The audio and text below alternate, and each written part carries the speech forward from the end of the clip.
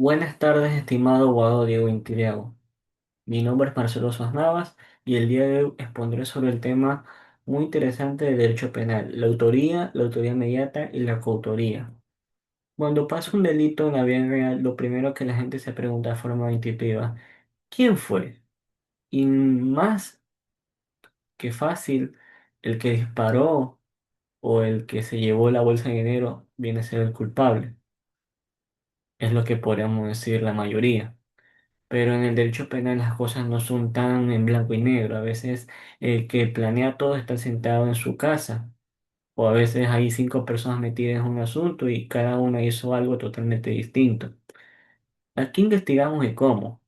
Para resolver este dolor de cabeza, la doctrina penal creó algo que, a mi parecer, la clave de todo este tema es la teoría del dominio del hecho. Suena muy técnico, pero en otras palabras significa quién tiene el control de la situación. Autor no necesariamente el que ejecuta la acción físicamente, sino el que tiene en sus manos el botón encendido y apagado del delito. Si tú decides si el delito se comete o se detiene, tú tienes el dominio del hecho y por lo tanto eres el autor. Hoy quiero que analicemos de forma muy analítica pero práctica estas tres formas en las que se puede presentar este dominio. Cuando lo haces tú mismo, cuando usas a otro de títere o cuando te asocias con amigos. Para desmenuzarlo uno a uno, iré primero con el del piso más bajo, el más sencillo, la autoría directa. Aquí no hay giros inesperados en la trama. El autor directo es la persona que realiza por sí misma la conducta que está prohibida por el Código Integral Penal. Es decir, hay una coincidencia del 100% entre lo que el sujeto quiere hacer, lo que él hace con su cuerpo y lo que dice la ley que es delito. Para poner un ejemplo súper simple para que se entienda, imaginemos que voy caminando por un centro comercial. Veo una tienda, noto que el vendedor se fue al baño y dejó una laptop en el mostrador. Me fijo que nadie me vea, cojo la laptop, me la meto en mi mochila y salgo caminando. Analizando con lógica del derecho, quién pensó el delito? Yo. ¿Quién movió los músculos para agarrar esa laptop? Yo. ¿Quién tenía el control de poderse arrepentir de último segundo y dejar la laptop? Rotundamente yo. Esa es la autoridad directa. Yo tengo el dominio de la acción, no necesité que nadie me ayudara. Yo no necesité convencer a nadie ni amenazar a nadie. Es la forma más primitiva y común de cometer un delito. El que dispara en un homicidio, el que firma un cheque en falso para estafar a alguien, todos ellos son autores directos. Y, y no hay nada que complicarse en esta parte. Bueno, pasando ahora a la autoría inmediata. ¿Qué pasa cuando el verdadero culpable ni siquiera pisa la escena del crimen? En la autoría inmediata aparece una figura que en la doctrina llaman el hombre de atrás. Este sujeto es el cerebro y lo que hace es utilizar a otra persona como si fuera una herramienta viva, un objeto o un instrumento para que el delito sea cometido por él. Ustedes se preguntarán, a ver, pero si la otra persona es la que hace el daño físico, ¿por qué el de atrás es el autor? Porque la persona de adelante generalmente no tiene la culpa penalmente. Está actuando o porque la están engañando por completo o porque la tienen bajo una amenaza de muerte. El hombre de atrás tiene el dominio de la voluntad de la otra persona. Para, procederé a desglosar en tres casos típicos que existen en esto, porque si no, para explicarlo de una manera mucho mejor. El primer caso que es por engaño. Un médico en un hospital quiere deshacerse de un paciente porque le cae mal o por una herencia.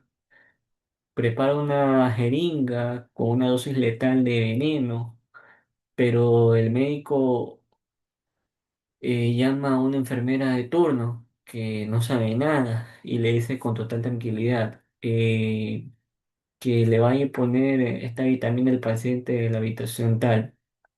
La enfermera va, le inyecta el líquido y el paciente muere. Si la policía llega, ¿a quién va a arrestar? Físicamente a la que lo mató. que viene a ser la enfermera, pero jurídicamente ella no tenía idea. Actuó bajo un error invencible provocado por su jefe, el médico. Ella fue un simple instrumento como si hubiera sido la misma jeringa. El autor inmediato es el médico, porque él controlaba la situación a través del conocimiento. Hay otro caso que podríamos suponer que es mediante la coacción. En este caso aquí ya no hay un engaño, aquí hay una fuerza bruta. Imagínate que un criminal en la calle aborda a un chico menor de edad, le pone una pistola en la cabeza y le dice, ¿ves esa piedra? Lánzala contra la vitrina de esa joyería y saca el reloj de oro que está allí. Si no lo haces, te mato. El chico, lleno de miedo, va, rompe el vidrio y saca el reloj. Y el chico quería robar, no, tiene la culpa tampoco, porque su voluntad fue completamente anulada por la amenaza grave. El chico fue el instrumento del miedo. El verdadero autor del robo es el que tiene el arma, quien lo amenazó, quien lo intimidó. Y el tercer caso, que viene a ser por medio de aparatos organizados de poder, que en este caso es súper moderno. Se usa para juzgar a jefes de masa, dictadores o líderes de carteles.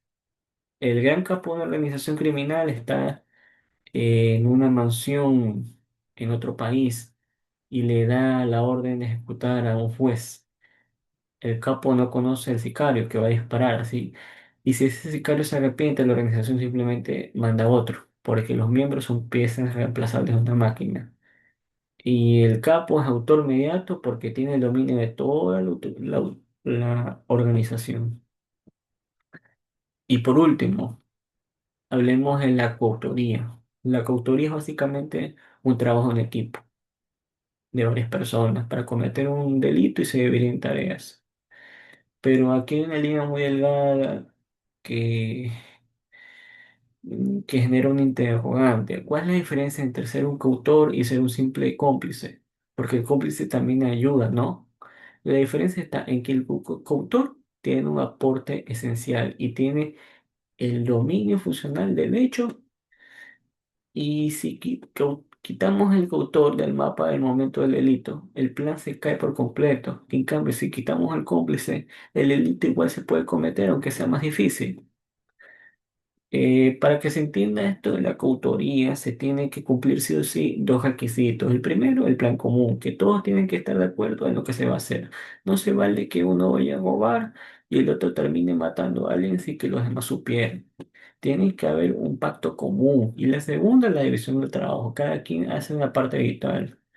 Y para, como ejemplo práctico, imaginemos que un asalto a un banco planeado por tres amigos. El primer amigo entra con un arma de fuego, somete al guardia de seguridad de la entrada y le grita a la gente que se tire al suelo. Su trabajo es contener y vigilar. El segundo amigo salta al mostrador con bolsas, amenaza a los cajeros, empieza a meter fajos de billetes, su trabajo es la sustracción. Y el tercero no entra al banco, solo se queda afuera en un carro, motor encendido vigilando que no venga la policía y listo para arrancar a toda velocidad en cuanto salgan sus compañeros. Si analizamos la situación, el tipo del carro no tocó un solo billete ni amenazó a nadie.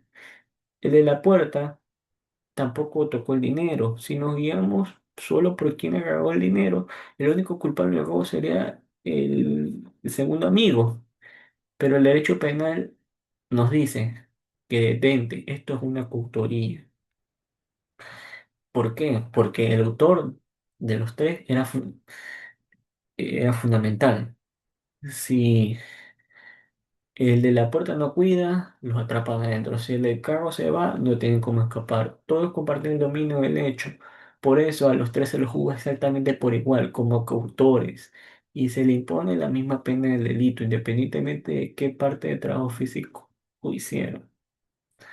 Y para concluir y ir cerrando y aterrizar toda esta información, eh, hay que quedar claro con una regla de tres fases súper simples para no confundir nunca estos conceptos. El autor directo es el que dice de forma individual, yo lo hago con mis propias manos. El autor mediato es el cerebro que dice desde las sombras, yo hago que tú lo hagas por mí, ya sea porque te engaño o porque te obligo. Y los coautores son los socios que dicen, nosotros nos repartimos las tareas y lo sacamos adelante juntos.